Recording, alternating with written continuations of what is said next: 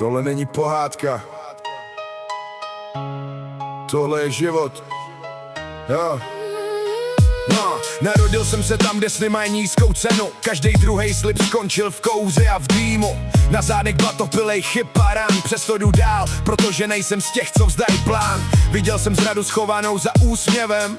Kamarád zmizel, když přišel problém. Peníze přijdou, peníze odejdou. Charakter zůstává, až světla zhasnou. Ulice mě naučila nikdy nesklánět hlavu. Když celý svět říká, nemáš na to právo.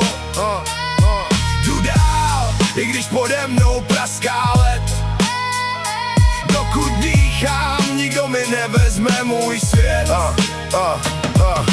Nechci zlatý řetěz, chci klidnej spánek, rodinu vedle sebe a čistý začátek. Každý den je boj, každý den je test, ale právě bolest mě naučila růst a nést.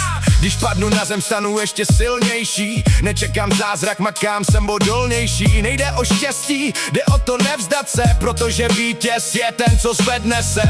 Život píše rány do mý tváře, ale nikdy nevezme mi víru v záře.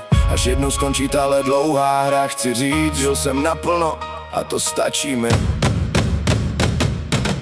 Ulice mě naučila nikdy nesklánět hlavu. I když celý svět říká, nemáš na to právo. Jdu dál, i když pode mnou praská led. Dokud dýchám, nikdo mi nevezme můj svět.